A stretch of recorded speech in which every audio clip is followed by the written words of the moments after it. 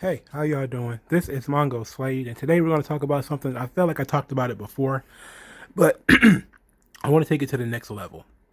So I was listening to the Eric Bischoff podcast about Starcade 91, and he talked about something that was very interesting. So the conversation ended up about the United States Championship, and Conrad X, Eric Bischoff, he liked the idea of the number one contendership being attached to the United States title. And Eric Bischoff talked about how he loved it. He loved the idea. And then he started talking about stakes and that how the number one contendership being attached to the United States title elevates the U.S. title and says to people who are watching, who may be listening, maybe paying attention, that this title is important as a next step to another title. And then he starts, kind of how, Eric Bischoff's an older guy, so he starts to ramble a lot. And so he just kind of goes on about titles and how, titles need to mean something. And that if you don't put any meaning into it, then it becomes basically a prop. And it needs to be not, and the meaning needs to be relatable to the audience. I mean, it needs to be something that the audience can readily identify, something that the audience thinks is also important. And basically, he talked a lot about money. That in boxing, of course the champion gets the largest purse as the main event, that sort of thing. And he's talking about how that needs to be related to the audience. That the champion, the championship means X. It could be money, and that's something that's very important because it's something that people relate to.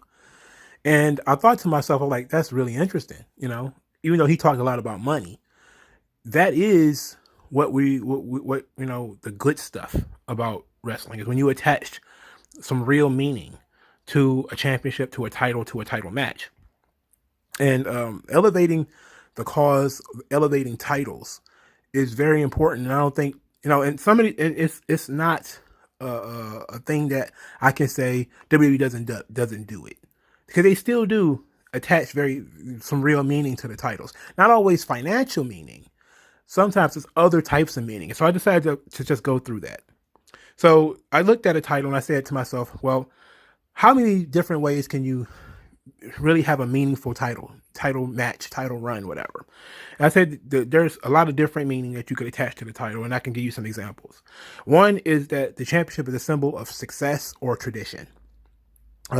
So you talk about a symbol of success, you're talking about maybe pride.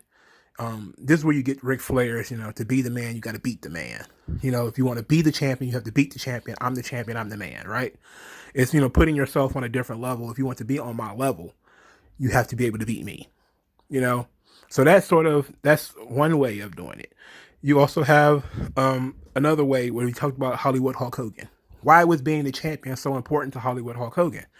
Because the title itself meant tradition, right? That was the NWA World Championship, the championship of Ric Flair and Harley Race, and supposedly, it had inherited all of that good lineage before Hogan got it, the big gold belt, I mean, and then he spray painted NWO on it, right? So it became very important to everybody who wrestled Hollywood Hogan that they were trying to rescue that title from the clutches of the evil NWO, almost like a princess, like you're trying to take the belt, take the belt back. So this is why it was very important that, when Sting won it or when Luger won it, that the spray paint was gone afterwards, right?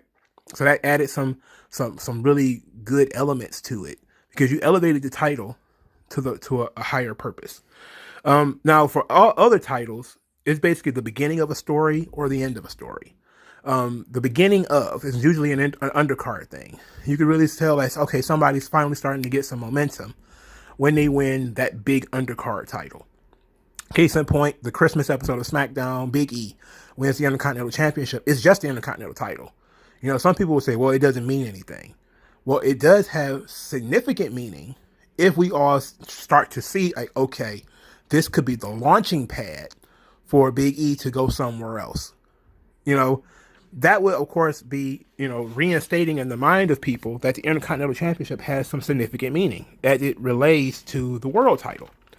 And some people still have that, because it still kind of exists, that the Intercontinental Championship is a stepping stone to being the world champion. And, of course, for Zack Ryder, the United States title really meant something. It meant like all of the hard work he had done off screen was finally starting to come to fruition on screen. And he finally got to be the champion because of all of the hard work he had done while he was off screen. So that was very, very important. That attached some a lot of importance to that title. And so for the world title, it's usually the end of a journey. The Daniel Bryan, when he was overcoming the Authority, proving that he's not a B plus player by beating all three members of Evolution in one night. The Kofi Kingston story, that, the 11-year journey, the culmination of something. That's when the title means something. That's when it's really meaningful, when it's really important, is at the end of a journey, not at the beginning of a journey, but at the end of a journey. And I really love that stuff. But it also means power and control, power or control. That would be my third dot. And I think Triple H did this best. When Triple H was the champion, he always saw the title as being a way to bully other people and to call his own shots. So you had the McMahon, Helmsley era, Evolution, when he was the champion during the days of the Authority. He saw it as his ability to bully other people around, to be manipulative. It was the center point. It was the king on the chessboard. It was his power base that he could, do whatever he wanted. And as long as he was the champion, he could do whatever he wanted. It wasn't always about being the best, but he wanted to have that power, that authority behind him. And you get the power and you get the authority from being the champion. My fourth bullet point would be respect. And I think this is one that is very, very important, because I did a video just recently about The Miz, where he talked about the WWE Championship equaling more respect for him. That people would respect him if he was the WWE Champion. That's an incredible amount of, meaning that he's putting into not just the Money in the Bank, but also into winning the title itself. Now, he's not the champion yet, but he is, pushing that narrative that being the champion is a sign of people have to respect you when you're the champion. They have to look at you different. They have to talk to you nice because you're the champion. You get to be the guy. And, there's a lot of people out there who kind of push that narrative that, being the champion is all about, gaining respect. And I think that that's very, very important. I really like that idea, especially for guys who are quote unquote at the end of that are going the journey route. That, because Mick Foley kind of had a similar thing, right? Where he wasn't the corporate champion. He wasn't the handpicked by the boss guy. So winning the title for him was the culmination of a journey. But it was also about gaining legitimacy, being validated. All of the hard work he had done, losing an ear, losing his teeth, the story that had been related to the audience about who Mick Foley is, the blue collar work ethic that he had, and still not being perfect. But he was the champion now. He was the guy. And they did a great story with him and The Rock, because The Rock is, well groomed, big, tall, movie star, good looks. And then you got Foley, who is, a little dingy, and even though The Rock was brown skinned, it didn't matter. It was all about the underlying story of The Rock being sort of a corporate handpicked champion versus Foley, who was seen as a blue collar champion, a guy who had to work a lot harder than The Rock, especially since The Rock had only been in the business for 2 years and was the world champion. And Mick Foley had been blowing himself up for, nearly a decade at this point and had not gotten anywhere near a title. So I think that's very important. Also, like the final thing is the responsibility and the pressure that some people see being champion as being a responsibility. This is where you get like kind of Kenny Omega, right? And Roman Reigns currently, Roman Reigns currently is about also success, being the head of the table. This is how I feed my family. The prize fighter, for Kevin Owens, when he betrayed Sami Zayn, he was able to justify it by saying, hey, being the champion means I get to put food on my table for my family. I love Sami Zayn like a brother, but it's the title or friendship. I choose the title because the title is attached to money, which is attached to me taking care of my family. And he would understand that if he was my friend. That's the general idea about there's a responsibility being attached to being the champion. And there's pressure that come with it, And Kenny Omega kind of has that when with the whole, when he said, "I'm ready to assume my responsibility of being the best wrestler in the world." Like, so what he's saying is that the AEW World Championship is the symbol of success. It's the symbol of you're the best wrestler in the world. You have a responsibility as the champion to be the best wrestler in the world. And so he's saying that he's going to assume that responsibility, similar to Roman Reigns, who, when he told the Fiend, like, you can't handle this. You can't handle the responsibility of being world champion. You're too irresponsible. That was kind of his thing, is that he's always saying to other people, like, you're not ready for this. You can't handle this. And I think that's very, very important. But there's also, as far as it being a symbol of success, obviously that's what it is. But when you look at like how Darby Allin is pushed as the face of TNT, so that kind of tells you, with the TNT title, you're the face of not just the promotion, but of the entire network. So there's a responsibility there for you to be the appropriate what's the right word? Sort of the appropriate image of TNT as a network, because that's what you're pushing forward as who's the champion of the network, and it would be like Darby Allin. So who is this Darby Allin? What kind of person is he? How is he representing the network? That sort of thing. So I got a lot out of this piece, just out of this short segment of what Eric Bischoff was talking about. And while I don't exactly agree that the United States Championship needs to be attached to something like the number one contendership to the world title, because I do understand sometimes that you don't want to put a U.S. title on a guy who's probably never going to be world champion. And I think that by saying, oh, he's a number one contender, means he's probably number one contender at one point.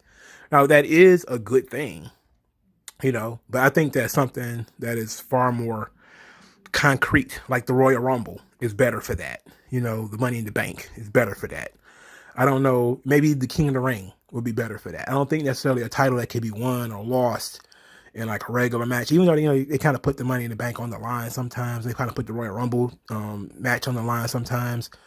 But I think that it's more meaningful to have other things that also can lead you to being the champion, and not necessarily having a title.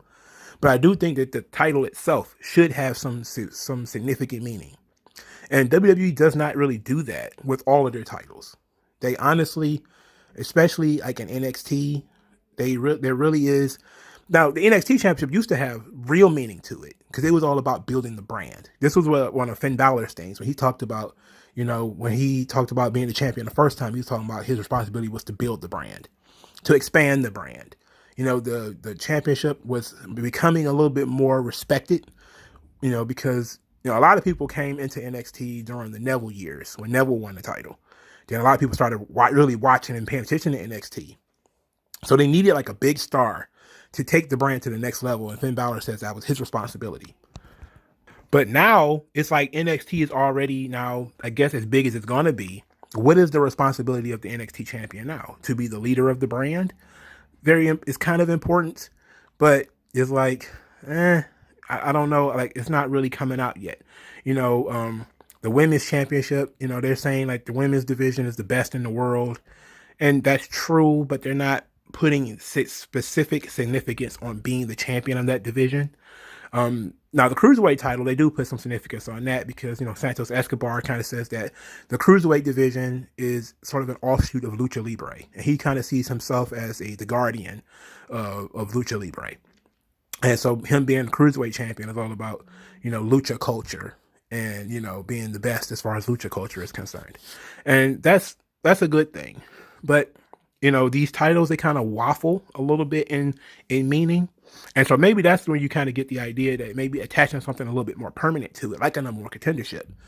But it's like, eventually you have to cash that in. Like, eventually you have to say a guy who is the United States champion has to become the number one contender, or has to get that title shot, has to get that title match. And that was a good thing about TNA when they had, what was the Austin Aries thing? I'm pretty sure somebody can remember it off the top of their head, where you cash in the X Division title for the world title. What was it? Option C? Option B or something like that. And that was great, except for the fact that it kind of ruined a better story. Like, everybody kind of was more interested in the Bobby Roode James Storm story, and then whoop, here comes option C, where I'm the X Division champion at this particular time of the year. I should get a title shot. It's like, okay, that's a good idea. They should have kept that idea. Where you get to continue being the X Division champion, or you get to cash in the X Division title. Surrender it and go on to wrestle for the world title. And I think that's very important too. Like, that's something that's cool. It makes the championship different. And we talked before about titles should have individualized meanings. Like, they should have, maybe even in some cases have individualized rules. Like a TV title. You have to beat the champion in 6 minutes and 5 seconds. That's kind of how the NWA TV championship works. Tag team championships is different from every other title because it's 2 people. A trios championship is 3 people. But the singles titles should be individualized. Or you end up with the boxing situation where you have 100 belts and nobody knows what these belts mean because they have no individual meaning. So I thought this was very interesting.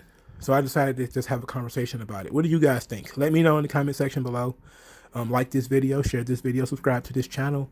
I thank you guys for your time, and I'll talk to you later.